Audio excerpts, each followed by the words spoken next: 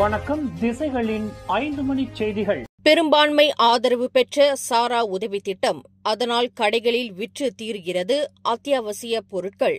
B40 பிரிவினருக்கு வழங்கப்படும் சாரா உதவி திட்டம் பெரும் வெற்றியை பெற்றிருந்தாலும் புதிய சிக்கல் ஒன்று தலை தூக்கியுள்ளது. இந்த திட்டத்தின் கீழ் மக்கள் வாங்கும் அத்தியாவசிய பொருட்களின் இருப்பு குறைந்து வருவதாக புகார்கள் எழுந்துள்ளன.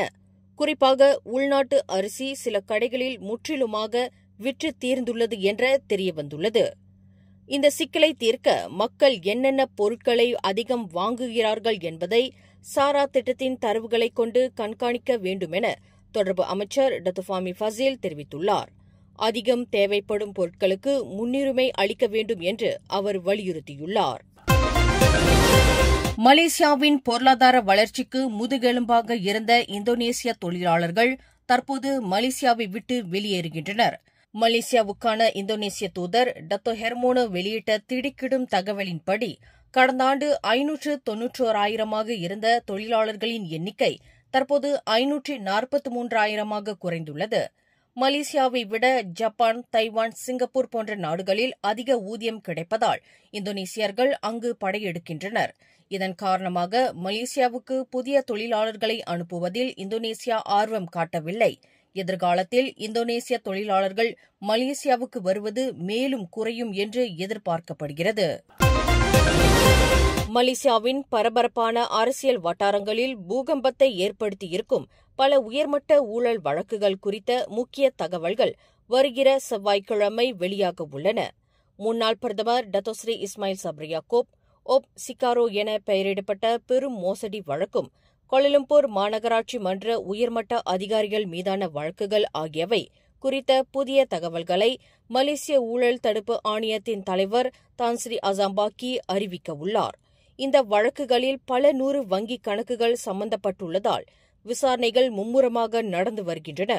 குறிப்பாக கோலாலம்பூர் மாநகராட்சி மன்ற வழக்கு விரைவில் நீதிமன்றத்தில் தாக்கல் செய்யப்படலாம் என்று அவர் குறிப்பிட்டுள்ளார். SPM தேர்வு என்பது மாணவர்களின் வாழ்வில் ஒரு திருப்பு முனையாகும் என கொத்தகுமுனிங் சட்டமன்ற உறுப்பினர் பிரகாஷ் சம்புநாதன் தெரிவித்துள்ளார். ஷாலாம் ரோட்டரி கிளப்பின் ஏற்பாட்டில் நேற்று நடைபெற்ற கொத்தகுமுனிங் SPM இறுதி ஊக்குவிப்பு திட்டத்தில் கலந்து கொண்டு பேசிய அவர், SPM தேர்வு முடிவுகள்தான் மாணவர்கள் வாழ்வில் உயர்கல்வி, தொழில் வாய்ப்புகள், எதிர்கால இலக்குகளை உருவாக்கும் என குறிப்பிட்டுள்ளார். அதேவேளையில் அரசாங்கம் கல்வியை இலகுவாக எடுத்துக் கொள்ளக்கூடாது என்றும் அனைத்து மாணவர்களுக்கும் நியாயமான வாய்ப்புகள் கிடைக்க அரசாங்கம் வழி செய்ய வேண்டும் என்றும் அவர் கோரிக்கை விடுத்துள்ளார். இளம் தலைமுறையினர்தான் நாட்டின் எதிர்கால தலைவர்களாகவும் தேசத்தை முன்னோக்கி நகர்த்தக்கூடியவர்களாகவும் இருக்கப் போகிறார்கள். எனவே இச்சவால்களை அவர்கள் தனியாக எதிர்கொள்ளும்படி நாம் விட்டுவிடக்கூடாது. உள்கட்டமைப்பு, கற்பிக்கும் ஆசிரியர்கள், மேம்பாட்டுத் திட்டங்கள் என அனைத்திலும் அரசாங்கத்தின் ஆதரவு தொடர்ந்து வழங்கப்பட்டு பலப்படுத்தப்பட வேண்டும் என்றார். சமூக வலைதளங்கள் மூலம் நீதிமன்ற சாட்சிகளுக்கு மிரட்டல் விடுக்கும் செயல் மலேசியாவில் பரபரப்பை ஏற்படுத்தியுள்ளது. அண்மையில் மாணவி ஜாரா கைரினா மகாதிரின் மரணம் தொடர்பான வழக்கில் சாட்சியம் அளித்த நோயியல் வல்லுநர் டாக்டர் ஜெசி ஹுய்க்கு சமூக வலைதளங்களில் சிலர் கொலை மிரட்டல் விடுத்துள்ளனர். இந்த சம்பவத்தை நாட்டின் சட்டத்துறை தலைவர் தான் ஸ்ரீ முகமது டுசுகி மொக்தார் கடுமையாக கண்டித்துள்ளார். சாட்சிகளை மிரட்டுவது நீதித்துறைக்கு சவால் விடுக்கும் செயல் என்றும் இந்த விவகாரத்தில் குற்றவாளிக்கு கடுமையான தண்டனை வழங்கப்படும் என்றும் அவர் உறுதியளித்துள்ளார். அச்சுறுத்தல் காரணமாக குற்றம் சாட்டப்பட்ட ஒருவர் ஏற்கனவே கைது செய்யப்பட்டுள்ளார் என்பது குறிப்பிடத்தக்கது. கோலாலம்பூரில் உள்ள பிரபல நட்சத்திர தங்கும் விடுதி ஒன்று விபச்சார விடுதியாக மாறிய திடுக்கிடும் தகவல் வெளியானது. கடந்த 2 வாரங்களாக ரகசியமாக கண்காணிக்கப்பட்டு வந்த இந்த தங்கும் விடுதியில் மலேசிய குடிநுழைவுத்துறையால் நடத்தப்பட்ட அதிரடி சோதனையில் 37 வெளிநாட்டினர் கைது செய்யப்பட்டனர். கைதானவர்களில் 17 இந்தோனேசிய பெண்கள், 9 தாய்லாந்து பெண்கள், 6 வியட்நாமிய பெண்கள் ஆகியோர் அடங்குவர். கைதானவர்கள் சுற்றுலா விசாவில் வந்து விபச்சாரத்தில் ஈடுபட்டது தெரியவந்துள்ளது.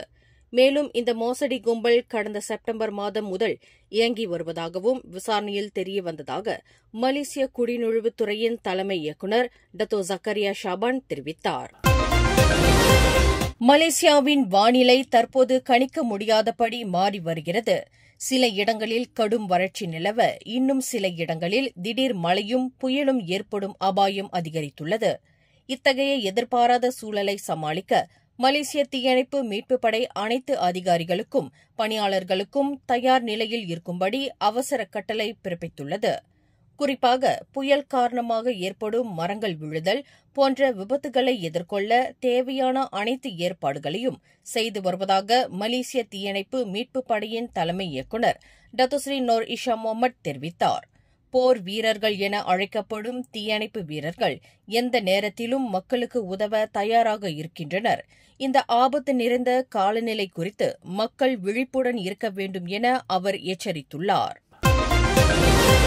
ஈப்போ நகரில் இன்று அதிகாலை 1:15 மணியளவில் நடந்த பரபரப்பான சம்பவத்தில் காவற்படை அதிகாரி சந்தேகத்திற்குரிய மர்ம நபரால் துப்பாக்கியால் சுட்டதுடன் கத்தியால் தாக்கப்பட்டுள்ளார். சந்தேகத்திற்கிடமான அந்த மர்ம நபர் ஓட்டி வந்த கார் போலீஸ் படையினரால் கண்காணிக்கப்பட்டு வந்த நிலையில் அந்த கார் திடீரென ஒரு தோட்டத்தில் சென்று நின்றது. காரில் இருந்த அந்த மர்ம நபரை கைது செய்ய முயன்றபோது அவர் காவற்படையினரின் துப்பாக்கியை பறித்து சுட்டதுடன் கத்தியால் குத்தியும் காயப்படுத்தியுள்ளார். அதிர்ஷ்டவசமாக காயமடைந்த காவல்படை அதிகாரியின் உடல்நிலை சீராக உள்ளது என பேரா மாநில காவல்படையின் தலைவர் டத்தோனோர் இஷாம் நோர்டின் தெரிவித்தார். மேலும் இந்த சம்பவம் நடந்த வாகனத்தின் பின்புற இருக்கையில் அடையாளம் தெரியாத ஒரு பெண்ணின் சடலம் கண்டெடுக்கப்பட்டது பெரும் அதிர்ச்சியை ஏற்படுத்தியுள்ளது. காவற்படையினர் தப்பியோடிய மர்ம நபரை தீவிரமாக தேடி வருகின்றனர். மேலும் செய்திகளை தெரிந்து கொள்ள கீழே இருக்கும் பெல் பட்டனை அழுத்துங்கள். உங்கள் மகிழ்ச்சியை வெளிப்படுத்த லைக் மற்றும் ஷேர் செய்யுங்கள். தொடர்ந்து திசைகளோடு இணைந்திருக்க சப்ஸ்கிரைப் செய்யுங்கள்.